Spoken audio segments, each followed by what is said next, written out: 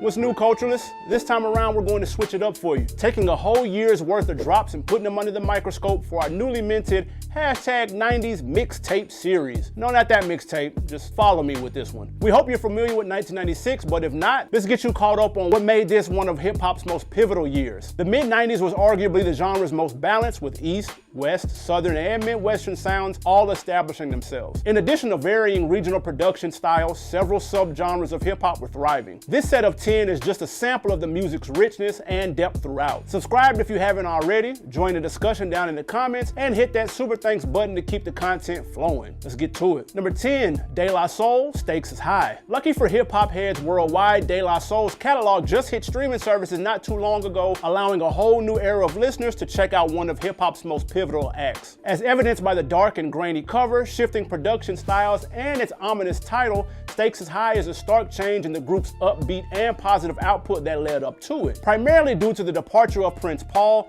the group's fourth studio album caught fans and critics alike off guard. Despite our critical nature, we're pretty easy to please. Give us a well-placed Common feature on The Business, an early Mos Def verse on Big Brother Beat, and Dilla production on the title track, and we're like kids in a candy store. The album's 18 tracks can definitely feel prolonged, in addition to the group's flow sounding a bit dated, but Stakes is High stands above the albums that failed to make this list because of its blend of hip-hop purism and foresight. When comparing De La to the rest of the native tongues, we think they stand alone in their ability to adapt to the sounds and events of the time. That's not to say they made better music than Tribe or Queen Latifah per se, but the audible difference between where they started and ended up was the most prolific. After a decade of sample disputes and contractual loopholes, it was finally announced in January of 23 that the group's back catalog would be added to streaming services. Unfortunately, just weeks before they would see the fruits of their labor, Trugoy the Dove passed unexpectedly. Rest in peace to the pioneer, and make sure you give their discography a deep dive since it's easier than ever now. Number 9, Lil' Kim, Hardcore. There's not much more to say about Lil' Kim's scorcher of a debut. Raunchy, yes. One of the most influential albums in the genre's history, definitely. While we have reservations about Kim's mirroring of Big, she isn't the only one. With the exception of JayZ, we don't think anyone did it better either. Make no mistake, Kim's album title is very fitting, as Hardcore reimagined what was and wasn't acceptable from the ladies in hip-hop. Even with her generous use of Big's flow and delivery, Kimberly Denise Jones had too much charm for it not to break through the surface. Songs like Big Mama Thing, Drugs, and Queen Bitch see the 20-something MC carving out her own space unapologetically. With the former containing disses toward Faith Evans and Tupac, the final vocals would omit any shots at the two, instead being replaced with the whole verse and re-recorded vocals from Kim respectively. Since its release, the album has been universally regarded as a classic, enjoying immense commercial success. Hardcore occupies one of the most perplexing spots in hip-hop, being both immeasurably influenced and influential. So while we would otherwise argue for it to climb a spot or two higher on the list, we think everything that follows it is either a better quality album, more innovative, or a combination of the two. Let us know down in the comments what comes to mind first when you think of the Queen Bee. Number 8, The Fugees, The Score. Fuji La was in full effect when Lauren, Wyclef, and Pras emerged onto the scene with The Score. Blunted on Reality, the group's debut studio album, was solid, but didn't make the waves the group knew they were capable of. Fast forward 2 years and we get what we didn't know at the time would be the group's final album, unless,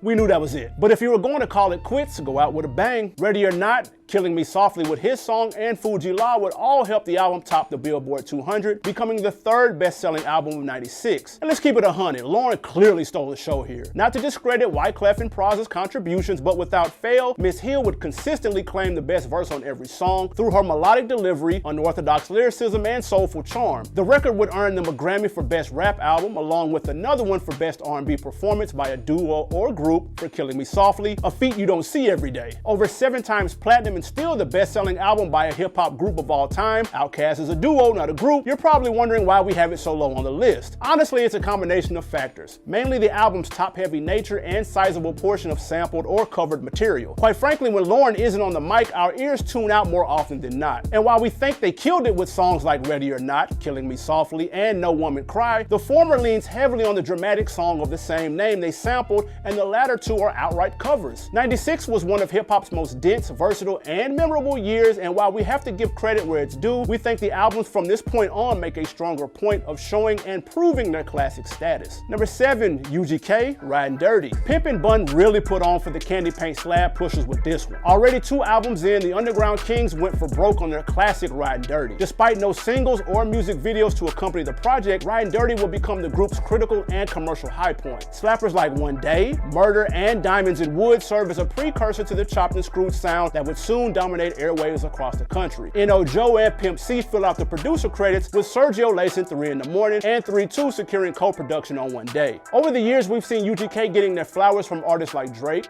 Big Crit, and Kodak, rightfully so. But when you take a retrospective look at everything they've accomplished, you start to see how insanely underappreciated they are. Their third studio album is influence at its peak, while still being inventive and characteristic of what made the South unique. The flows on this joint were well ahead of their time, not to mention the chemistry between Bun's out-of-this-world lyricism and Pimp C's exorbitant personality over these country rap tunes. Ridin Dirty would initially receive very little national attention before its acclaim broke through regional barriers and put the whole game on notice, even getting praise from Tupac after fellow Houston rapper Scarface put him onto the album. Another 5 years would pass before Pimpin' Bun released another project, but that's the kind of cushion you get when you drop an album like Ridin Dirty. We just wish they had tapped Scarface for a verse, because his vocals on One Day or 3 in the Morning would have been legendary. Number 6, The Roots, Illadelph Half-Life. If you put a gun to our head, forcing us to pick one record that truly captures the best qualities of the group's 96 LP, it would be The Hypnotic. With backing vocals from D'Angelo, fresh off Brown Sugar, their neo-soul infused live instrumentation and storytelling is so immersive, Toni Morrison would be impressed. These are just prerequisites when looking at The Roots' consistent and cohesive body of work. This joint had features from Common, Q-Tip, Bahamadia, and Cassandra Wilson, among others. Do we need to keep going? Released to universal acclaim, Illadelph would make many year-end lists, which would cement their competitive back and forth with another group in this ranking, no spoilers. On Universe at War, Common and Tariq trade verses like a Rocky montage. What they do sees the group getting the melodic assist from Raphael Sadiq, but No Alibi is our pick from the album's strongest lyrical showcase. Fun fact for our sample junkies, Clones has a dope flip on Summer in the City by Quincy Jones. This track would also be used in songs like Passing Me By Pharcyde and Set It Off by Main Source. Astute fans with hard copies of Illadelph Half-Life may notice something strange with the track listing. From their debut album Organics to their most recent And Then You Shot Your Cousin, they've told a continuous story with the track list to match. Due to an unfortunate fire at Universal Studios back in 2008, the master tapes for this album were lost. Luckily, we live in a digital age where Quest, Thought, and the rest of the collective's musical genius can be studied indefinitely. Be sure to check out our Roots ranking if you haven't already. Easily one of hip-hop's most underappreciated catalogs. Number 5, Nas, It Was Written. Nas's sophomore album following his masterful intro with Illmatic was largely overlooked upon its arrival. We know how hard it can be to divorce expectations from reality, but the truth is that nothing Nas dropped would have satisfied us following what many consider to be the greatest hip-hop album of all time. It Was Written doesn't have an array of iconic producers its predecessor had, but with that trade-off came his most descriptive and in-depth storytelling to date. Suspect, I Give You Power, and Shootouts are all fully fleshed out movie scripts waiting to be cast, character development and all. After pursuing a more polished sound and style on the follow-up, Nas would have to fend off accusations of selling out and biting other rappers' style. While we can hear inspiration throughout the project, we can confidently say only Nas could have executed on this level bar none. He already came into the game with a mastery and understanding that only Biggie could compete with. But even Big wasn't the storyteller Nasty Nas proved himself to be. It Was Written would be Nas's first album to top the charts while selling 270,000 copies its first week. Sitting at triple platinum, the album remains his most commercially successful project. We don't know if it was the fallout from pursuing a different sound or chasing that initial high, but Nas will spend the next 5 years recreating Illmatic to varying levels of disappointment. His sophomore record would see the first appearance from the short-lived supergroup The Firm. On a side note, with the backlash that Nas is Coming received for being underwhelming, what made Nas and Dre think to roll out a whole album? We think The Firm could have enjoyed a longer window of success had they stuck with a producer more closely tied in with that gritty New York sound. In the years since its initial reception, It Was Written has secured consensus classic status. The only change we would have made is the order in which these albums were released. Illmatic set the bar so high out the gate that it's a testament for Nas to still be on the Mount Rushmore of hip-hop despite not dropping a comparable project in the 30 years followed. Number 4, Machiavelli,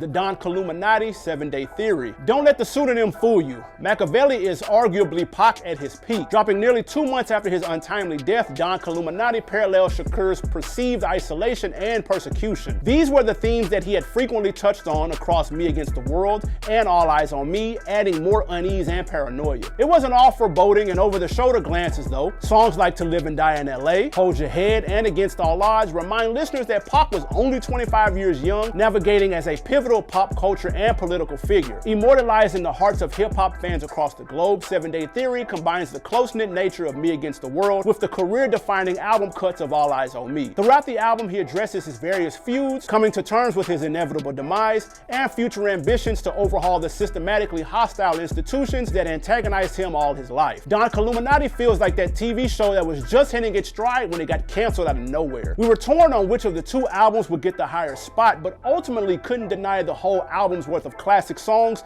within All Eyes on Me. Still, it speaks volumes that despite the name change, Tupac was able to drop two of the best albums in the year when hip-hop was going through one of its most competitive periods. If we're comparing rappers and athletes here, we think it's fair to say Pac had a Mamba-esque work ethic, as not many rappers mimicked his time in the studio. Did we mention that 7-Day Theory was recorded in only 3 days? It took 4 days to mix and master, thus the name. That's insane. Before we jump into the top 3, it's honorable mention time. These are the dope projects that also released that just barely missed our top 10. Shout out to Busta's The Coming, Ghostface's Iron Man, and Redman's Muddy Waters. All fire albums, but this year was insane and only 10 can make it. So if you thought any of those were in the top 3, not today. Here's what we did have though. Check it out. Number 3, All Eyes on Me. The most bountiful album in one of rap's most prolific catalogs, All Eyes on Me challenges everything we know about double disc. From its artwork to the ear-grabbing classics dispersed throughout, Pac's last record doubles as his most notable. One of the most difficult things about ranking an artist like Pac is drawing the line between applauding greatness and acknowledging posthumous bias. We think the album is split right down the middle, with half of the album being some of the most impactful songs of the 90s and the other half having the Outlaws on it.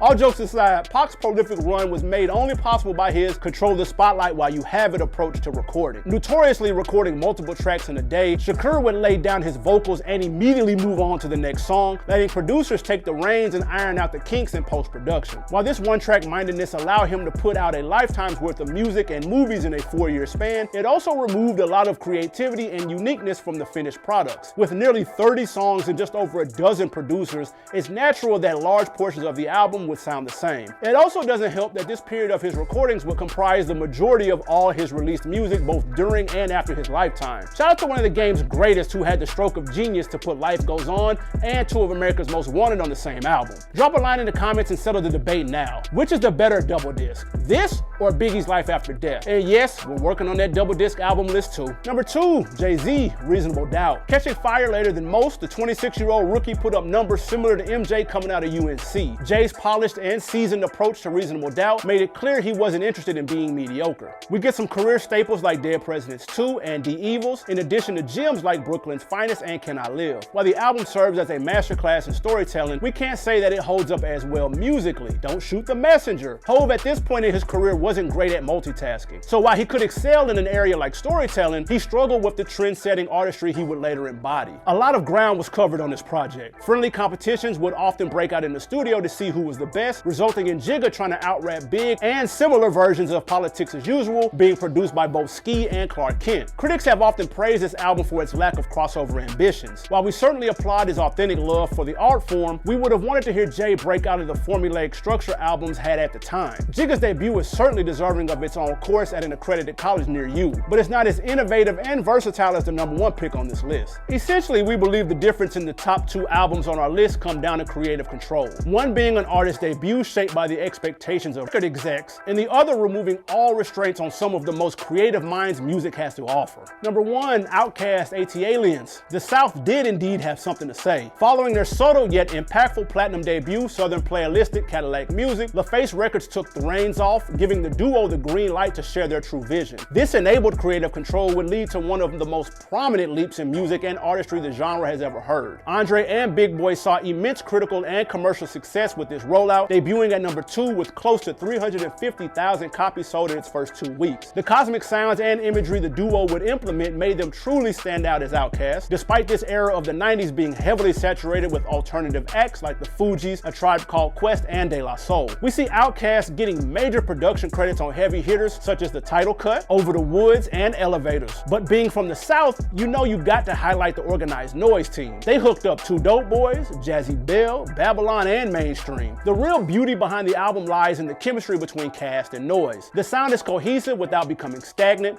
which is a very hard needle to thread. 96 was a high point for music both in quality and quantity, yet somehow 3 Stacks and Big Boy floated to the top with creative flows and delivery, eccentric personalities, and innovation at every turn. With the album's impact reaching artists like Isaiah Rashad, Wiz Khalifa, and Dom Kennedy, it's hard not to find traces of Cass's flow and style in today's soundscape. We acknowledge that it might not be as impactful as A Reasonable Doubt or as prolific as an All Eyes on Me, but across the board, we think this album combines the best traits of what compromises a hip-hop album better than any other on this list. Quite literally, AT-Aliens has reshaped everyone's understanding of what Southern hip-hop could encompass. Culturalists, we need your feedback on this one. Let us know down in the comments if we should make the yearly ranking a reoccurring entry within the hashtag 90s mixtape series. Also, we have ranking videos on many of these artists highlighted, so please make sure to like, subscribe, and smash that super thanks button in whatever order works for you. Search the channel for episodes of your favorite artists and tune in the next time as we inch closer to that 10K. Once again, it's your man CJ Williams signing off for The Culture.